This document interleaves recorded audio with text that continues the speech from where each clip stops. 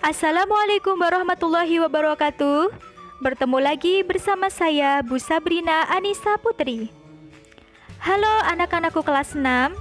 Bagaimana kabar kalian hari ini anak-anak? Ibu harap kabar kalian selalu dalam keadaan sehat dan baik.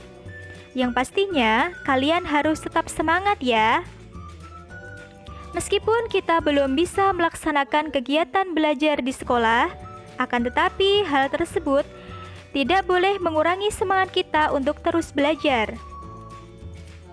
Baiklah anak-anakku yang berbahagia dan ibu sayangi, sebelum memulai pelajaran kita berdoa dahulu ya. Yuk berdoa mulai.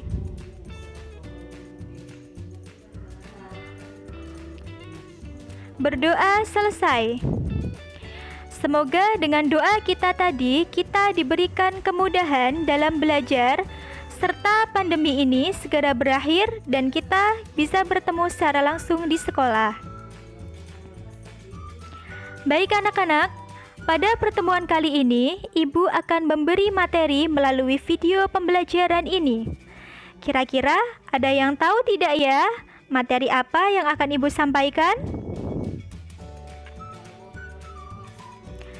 Oke, kalau belum tahu, yuk simak penjelasan berikut. Baik anak-anak, pada hari ini kita akan belajar tentang perubahan benda. Sebelumnya, silahkan perhatikan gambar di papan. Di sebelah kiri, ada gambar roti yang membusuk. Di sebelah kanannya, terdapat gambar besi yang berkarat. Dan di sebelah kanannya lagi, ada gambar batu yang melapuk. Kira-kira apa ya hubungannya gambar tersebut dengan perubahan benda? Yuk simak lagi penjelasan berikutnya. Tujuan pembelajaran ini yaitu, setelah mempelajari bab ini, kamu diharapkan mampu menjelaskan faktor-faktor penyebab perubahan benda yang meliputi pelapukan, perkaratan, dan pembusukan melalui pengamatan. Peta konsep. Perubahan benda dibagi menjadi 3, yaitu pelapukan, perkaratan, dan pembusukan. Pelapukan dibagi menjadi 2, yaitu pelapukan biologi dan pelapukan fisika. Di sini ada gambar batu yang ditumbuhi lumut, nasi, dan juga besi berkarat.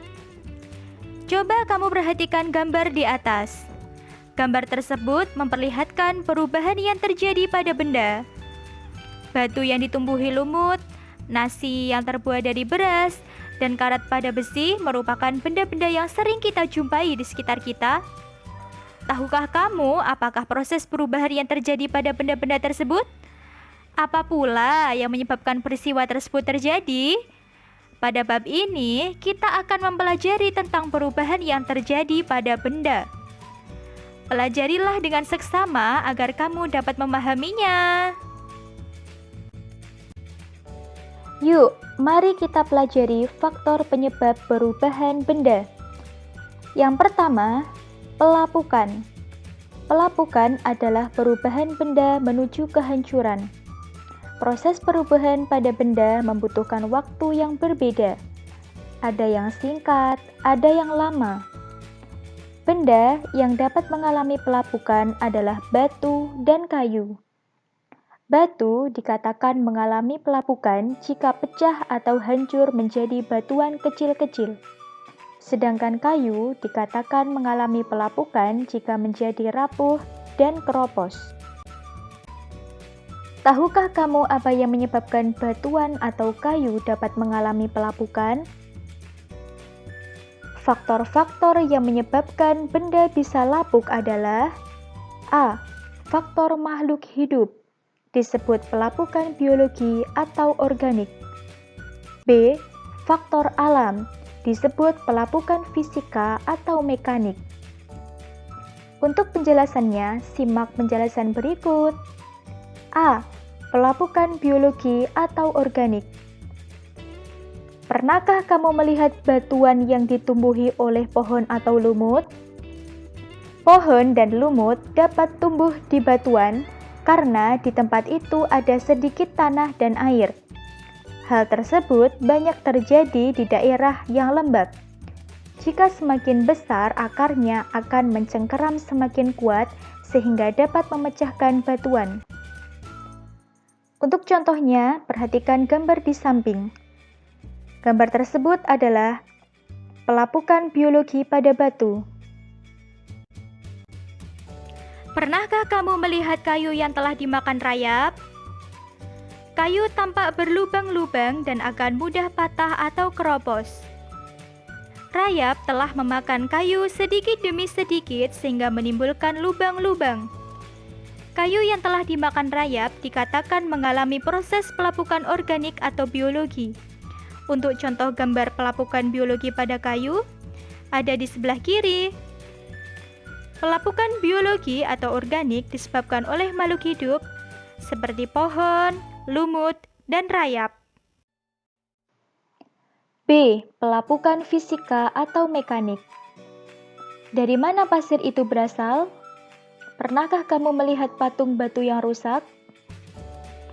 Oke, sebelumnya, lihatlah gambar pasir di daerah pegunungan ini. Angin yang bertiup sepanjang siang dan malam dapat memindahkan batuan sedikit demi sedikit. Angin yang bertiup kencang di daerah pegunungan dapat menggelindingkan batuan dari puncak gunung ke dasar jurang. Selama menggelinding, batuan bergesekan dengan tanah atau berbenturan dengan batuan lain sehingga pecah menjadi bagian kecil berupa kerikil dan pasir. Hal ini berarti batuan mengalami pelapukan fisika. Air yang menetes terus-menerus mengenai batuan dapat mengikis batuan, sehingga menyebabkan batuan menjadi rusak. Air juga dapat menyebabkan kayu menjadi cepat keropos. Kayu yang sering terkena air hujan menjadi lebih lembab dan lebih lunak sehingga lebih cepat keropos. Untuk contohnya, silahkan perhatikan gambar pengikisan patung batu oleh air hujan dan perhatikan gambar pelapukan kayu oleh air hujan di samping. Jadi, pelapukan fisika atau mekanik disebabkan oleh faktor alam seperti angin dan air. Faktor perubahan benda yang kedua yaitu perkaratan. Pernahkah kamu melihat paku atau benda logam yang sering terkena hujan yang warnanya berubah menjadi kemerah-merahan? Nah, warna tersebut terjadi karena proses perkaratan. Logam yang berkarat tidak lagi mengkilap dan permukaannya terasa kasar. Semakin banyak warna kemerah-merahannya, logam semakin keropos dan tidak dapat digunakan lagi atau rusak. Perkaratan terjadi karena reaksi kimia antara logam dengan oksigen yang disebut dengan reaksi oksidasi. Logam yang sering terkena air akan cepat berkarat karena air mengandung oksigen. Jika logam yang meliputi besi, baja, dan seng bersentuhan langsung dengan udara dan air, maka akan terjadi reaksi oksidasi membentuk karat. Hal ini bahwa udara dan air dapat mengubah keadaan logam. Faktor perubahan benda yang ketiga adalah pembusukan. Pernahkah kamu terlupa dan membiarkan makanan seperti roti, kue basah, nasi, dan buah sampai beberapa hari? Apa yang terjadi dengan makanan-makanan itu bila dibiarkan di udara terbuka selama beberapa hari? Makanan-makanan tersebut akan menjadi busuk, berbau tidak enak, dan tidak dapat dimakan lagi. Tahukah kamu apa yang menyebabkannya? Pembusukan merupakan gejala yang dapat terjadi pada makanan dan bangkai akibat jamur dan bakteri. Jamur dan bakteri senang hidup di tempat yang banyak mengandung zat makanan dan lembab.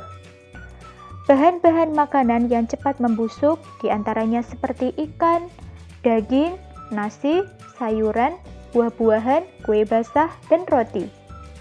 Jamur dan bakteri mudah berkembang pada tempat yang lembab dan juga pada makanan yang sudah kadaluarsa.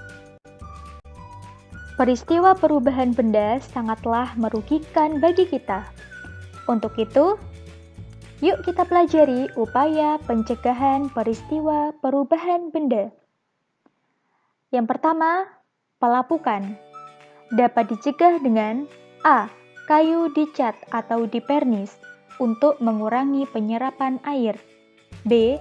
Kayu dikeringkan dengan alat khusus, oven pengeringan contohnya. C. Kayu diberi zat anti rayap. Yang kedua, perkaratan.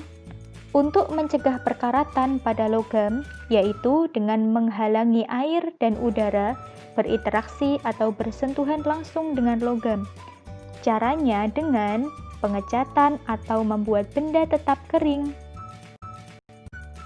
Yang ketiga, pembusukan.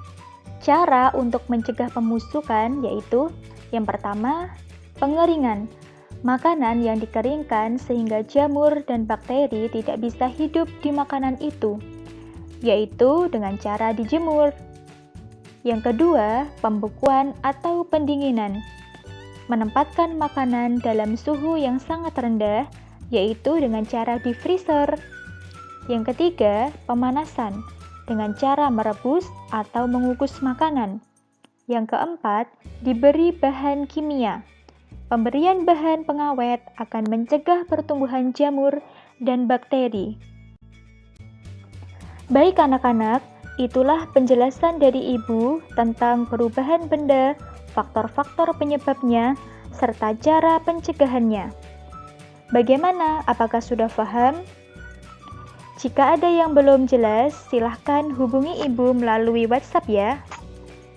Oke, sekian dulu pembelajaran dari Ibu pada hari ini. Jangan lupa belajar dan jaga kesehatan selalu. Wassalamualaikum warahmatullahi wabarakatuh.